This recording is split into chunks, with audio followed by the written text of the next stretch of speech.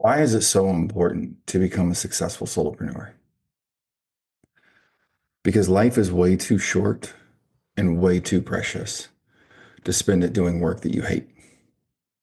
Now, don't get me wrong, I completely understand that we all have to make a living, pay our bills, take care of our responsibilities. And most of us are doing that or have to do that at the moment, doing jobs that we can't stand. The soul sucking day to day, Monday through Friday, 9 to 5s that you know, we just genuinely hate going to. But the truth is, in today's world, in our modern world, becoming a successful solopreneur is so much easier and far more possible than it has ever been before. Now, that doesn't mean it is easy.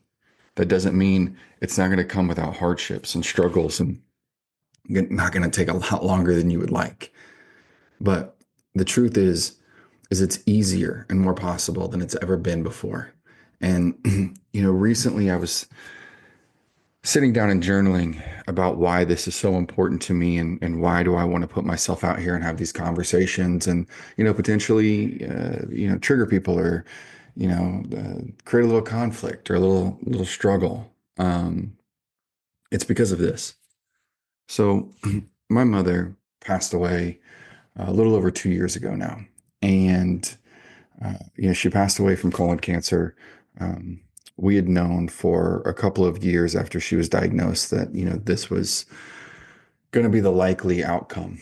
And the one thing that we had that we were acutely aware of was that we only had so much time left.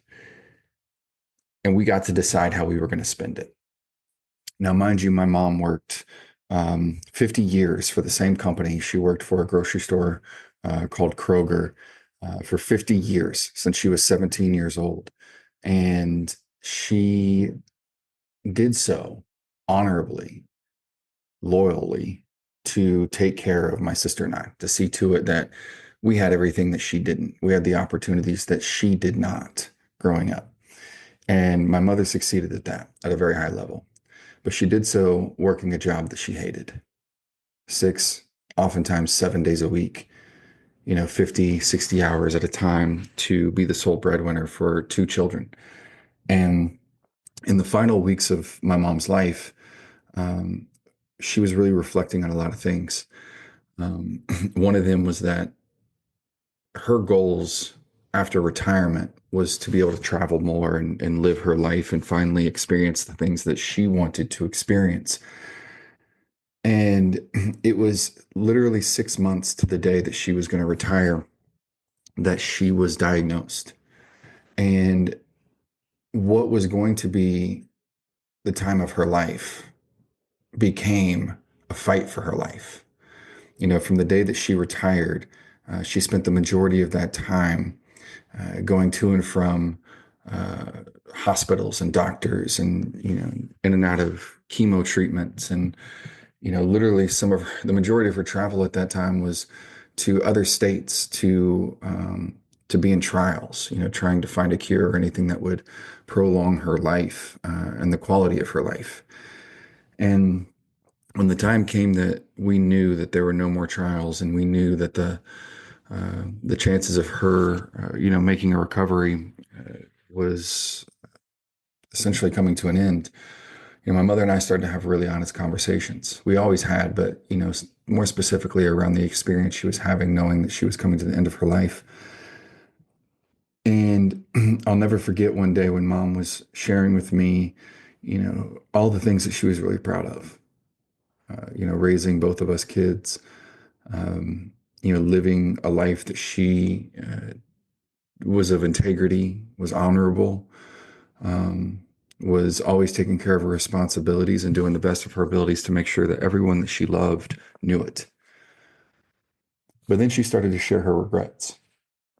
And although there wasn't many, thank goodness, the regrets that she just couldn't shake as she was looking back on her life was that uh, she abandoned her dreams She abandoned her desires. She abandoned her interest um, for the sake of taking care of us and committing to a job to pay the bills. She was a singer. I learned she was a phenomenal artist, which I'd known, growing up. I'd seen some of her paintings and come to find out she'd won many awards in high school and, uh, city awards and county and even state, if I'm not mistaken, for her art. But she abandoned it because, she didn't know how to turn that into something that her family could depend on. And there was no one in her life that had done so on their own either. So she really had no examples.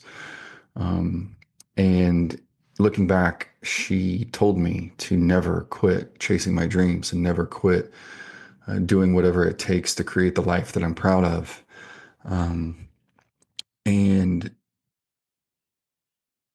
it's my mother, it's my mother's life that really motivates me to do this.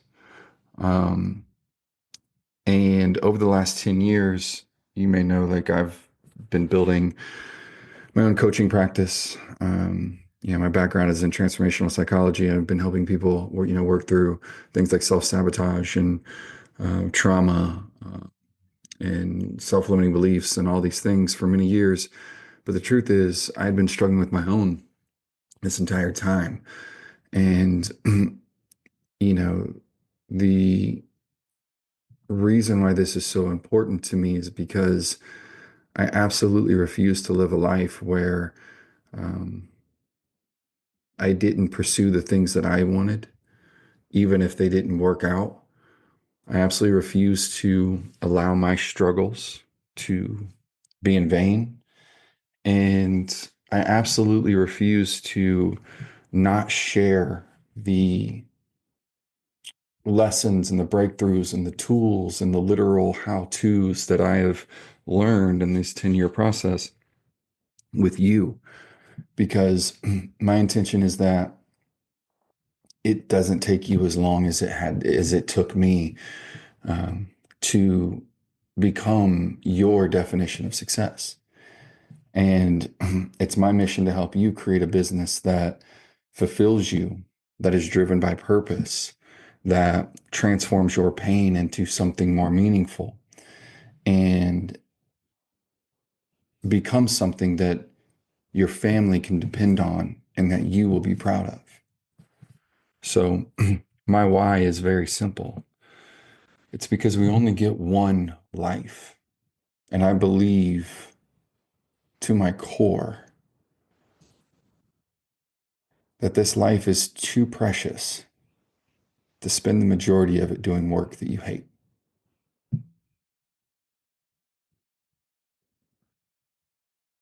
I hope this resonates. And if it does, I encourage you to continue to listen to these episodes, share your feedback, send in your questions. We're going to make these episodes as impactful and relevant to you and your journey as we possibly can. And just know that I'm committed because I actually give a damn. And I've witnessed firsthand what it looks like to regret the things you didn't do when you no longer have the chance to do them. And it's my mission that you never experience that yourself. So until next episode, have a powerful day. And I look forward to seeing you on the other side of your definition of success.